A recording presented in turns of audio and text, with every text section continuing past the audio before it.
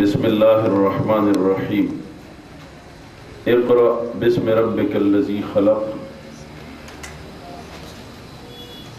وقال تعالى وعلم آدم الأسماء كلها وقال النبي صلى الله عليه وسلم مروا صبيانكم بالصلاة إذا بلغوا 7 واضربوهم إذا بلغوا 10 وأيضا قال النبي صلى الله عليه وسلم بعثت معلما صدق الله وصدق رسوله النبي الكريم. قابل احترام علماء کرام دغه عصری او د دینی دغه دوړو ادارو روان زمونږ د ختم نبوت تخبیر تحصیل جنرل سیکرٹری حضرت مولانا عمران صاحب، حضرت مولانا ساجد صاحب، جناب فضل واحد مجاہد صاحب او نور قابل احترام مسلمانانو عصری اداره کې عزت تراجم یو چې دغه عصری ادارې دغه مشري د علماء کرام کوي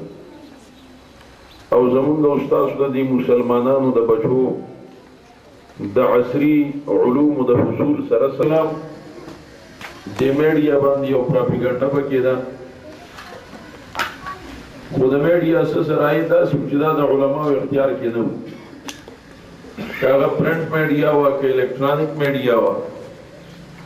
البته اوس د سوشل میډیا په ذریعہ باندې دا غي څه جوابات دي هغه باندې دا خبره کوله چې دا علماء کرام او دا طلبه او دا دینی مدارس دا د ترقی په لار کې یو رکاوټ ګرځیدلې دي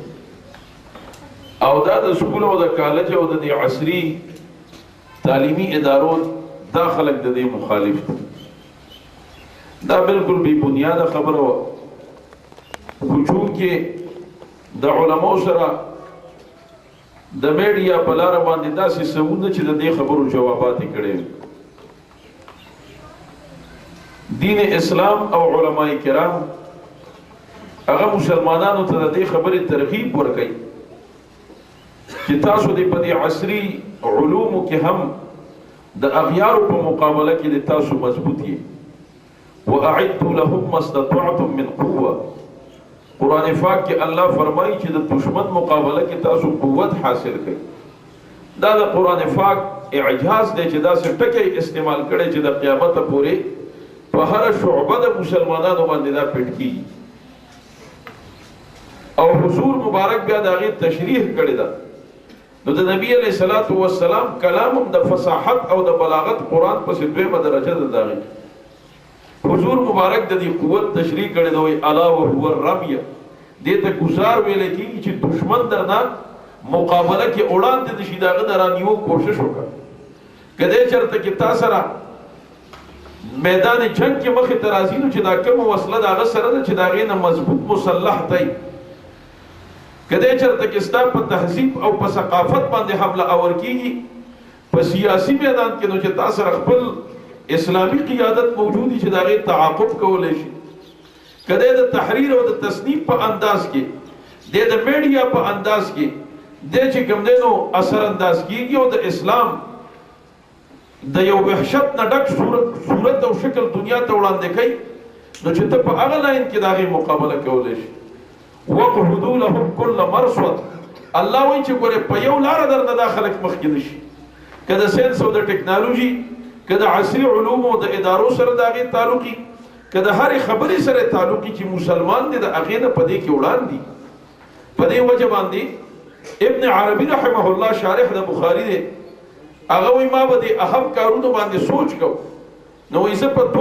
پدې نتیجه باندې ورسېدم چې دنیا کې د درس او د تدریس د تعلیم او د تعلم د زده کړې او د خودنې د دې کار کوم اهمیت زما ذهن تراغه د ټولو اولنی انسان باندې ما سوچ وکړ د حضرت آدم علیه السلام متعلق نو داغه متعلق الله قرآن کې فرمایي وعلم آدم الاسماء آغاز او ابتدا کې داغه د تعریف نشوي دا نو هغه دا چې الله وایي زه معلم ما او دې شاګرد ما ورته هر څه خودلې دي به حیثیت د معلم هغه ته ما خودنه کړی دا او بیا مې هغه په جنت کې یو کلاس مقرر کړ آدم علیہ السلام ته وی چې اوس په دې هر څه د فرښتې پویا کوا نو د دې تعلیم او د تعلم د دې ابتداء او آغاز روانه ده غزينه او خو چې ته په لومو د تعلیم